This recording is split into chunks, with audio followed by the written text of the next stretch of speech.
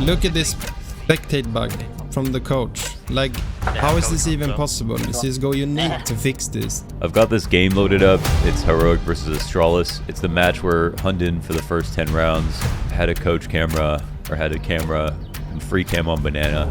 All professional Counter-Strike played in the last 3 years can pretty much be thrown right in the trash. That's my hot take. 37 coaches have been banned at the professional level of Counter-Strike for exploiting a glitch that allowed them to get information they should not have had. Every case is a case, but we're dealing with a mass problem here.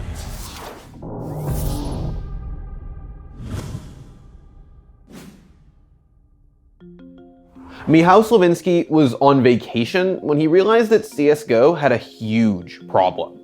See, for most of 2020, he worked as a freelance CSGO referee for ESL. And in June, people started messaging him about an in-game coaching exploit that was apparently being abused at the highest levels of Counter-Strike. Let me maybe quickly explain the whole story and how it began. To start from the beginning, at some point in June this year, I had received a few reports that there is this bug that allows coaches to see enemies on the map. If it was true, it would be huge. Dozens of top teams could have been cheating in high-level tournaments. The only problem was, as is often the case in CSGO, there wasn't any solid proof. Honestly, the explanation provided was not very clear. People didn't even know how it works exactly or how to reproduce it. And usually that's the most important thing, right? Being able to reproduce it. Michał decided to dig deeper and actually found a few examples of the bug in action. He recorded it and fired off an email to Valve about what he'd found. But with this bug, you were able to potentially get yourself stuck in any position on the map, whether that was in the sky on one of the spawns or one of the bomb sites. And you were able to basically get stuck in that position for the entire match and observe what's going on from the sky, right? To be clear, that bug would have given any team that used it a huge advantage. It offered a ton of information and could completely unbalance a map. But with the email sent, Michał thought his job was done and he could go back to his much needed vacation. But while he was on vacation, the thought that maybe, just maybe, coaches were cheating at the highest levels of competitive Counter-Strike kept him up at night. Throughout 2020, Michał worked on some of the biggest CSGO tournaments of the year, and he couldn't stand the thought of someone cheating at an event that he refereed. So he started scrubbing through demos, going all the way back to March 2020. And what he found changed everything. At the start of August, I started going through some demos and verifying a few of my suspects. Ironically, none of the people I suspected actually I was basically wrong about all of them, and but by checking Virtus Pro coach Dustin, who is a very punctual guy, so big respect to him for that, I came across Mechanogun, who turned out to be the worst abuser. I think that's when I realized this is real, and that's when I realized this is a big problem. Mechanogun was the coach for Hard Legion throughout 2020, a middling team without a ton of competitive prospects. But he was far from the biggest name that Michał found out about. I've got this game loaded up. It's Heroic versus Astralis. It's the match where Hunden for the first 10 rounds had a coach camera, or had a camera and free cam on Banana. Michał's research led to tons of cheaters being found out. Even Hunden, Heroic's coach and a long-time CS player. If Heroic were cheating, who else was? I thought this is something I needed to do. I thought this is my job. I was really worried that there could have been a cheating incident during one of the events that I covered, like I worked on as an admin. It just bothered me. Honestly, it just bothered me. It just felt like the right thing to do, and so I decided to go through all of the demos from all of the tournaments that I worked on between March and July. Obviously, after that, I was kind of in a zone, so I was like, okay, let's check all of the big events in 2020, right? With his decision made, Michał got to work and scrubbed through 2,000 demos, building a database of information without being paid for any of it. But he quickly realized that there was simply too much footage to go through by himself. I needed a second opinion, and I wanted to keep this undercover for now. So in this case, Steve was the perfect go-to. Now, the main reason why I wanted to keep it undercover is because I didn't want to throw any accusations around without having that 120% confidence, right? I knew that this could ruin someone's reputation, or even someone's life. So I had to be 100 20% sure that before reporting anywhere. Enter Steve Dudenhofer, a senior developer for ESCA and a friend of Mihaw's. One exploit, 2 guys, and 15 terabytes of data. Mihaw says that if he and Steve made going through demos their full-time job, it still would have taken them years to scrub through everything. So what the hell were they supposed to do?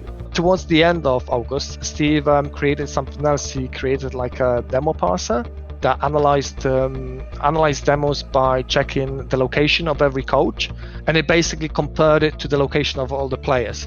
But I think in the end, when we applied all of these filters that Steve created, I think we managed to narrow down the list from just over 100,000 demos to around 30,000 demos. Okay, but now they had a list. So what comes next? First, Mihaw tweeted out his findings. One of the reasons why I went with ESSEC for the most of the investigation is because I thought the way I was releasing these clips was wrong in a way. It's not what I intended. I just didn't realize that this is bad. So that's why I decided to go with someone who obviously has not only resources but also a little bit more knowledge about penalizing these cases, right? The ESIC, or Esports Integrity Commission, is an organization that's dedicated to, among other things, investigating cheating in esports and handing out recommendations to tournament organizers.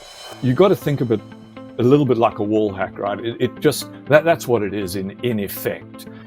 And that's how you can use it. And we certainly know from previous cases and stuff I've dealt with that if you detected a player using a wall hack, there'd be zero doubt across the community that let's say a 2-year ban for cheating was more than justified. The ESIC are actually a pretty tiny organization.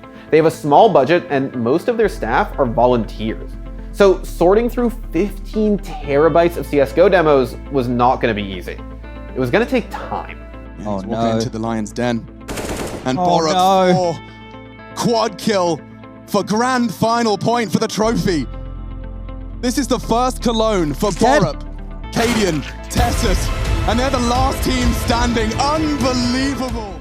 On August 31st, the day after Heroic won ESL One Cologne Europe, the first wave of the ESIC investigation crashed down. CSGO fans finally found out that yes, there was cheating going on at the highest levels of Counter-Strike. We're as close to a sport as you can possibly get in terms of esports. Competitive integrity is the most important thing that we have at this point. Once people don't trust what they're watching, everything else is out the window, and so that must be protected at all costs. And that's whether it's match fixing, cheating, a coach bug like this, which is so powerful. All those things are equally important. 3 coaches, 23 accusations, and 50 months in total bans. As summer turned to fall, the backlash that Mihaw was expecting the whole time never materialized. In fact, the community seemed thankful for the work that he and Steve did. Sponge and Stunna even started a GoFundMe to pay Mihaw and Steve back for all the work they did.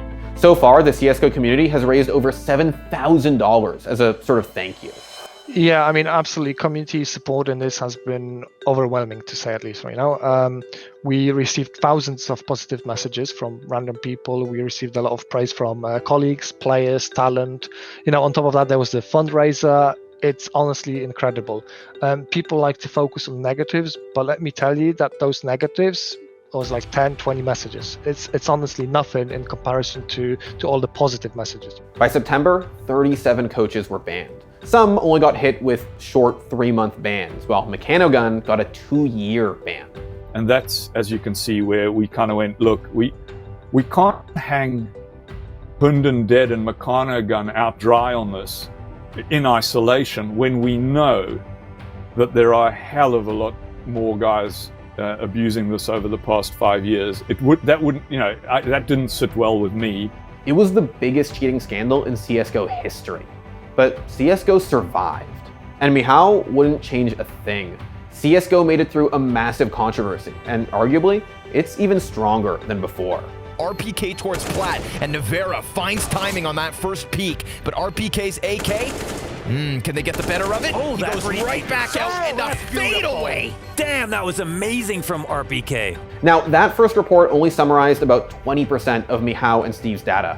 The ESIC says there's more to come, but remember, there's a lot of work to do, so it could take some time. But Mihao's role in this investigation ended in October. So now he's just waiting for the results like the rest of us are, as CSGO fans who want the game to thrive.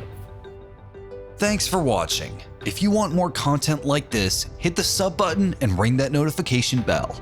For unique bite-sized videos you won't find anywhere else, hit up our Instagram, Twitter, and Facebook pages.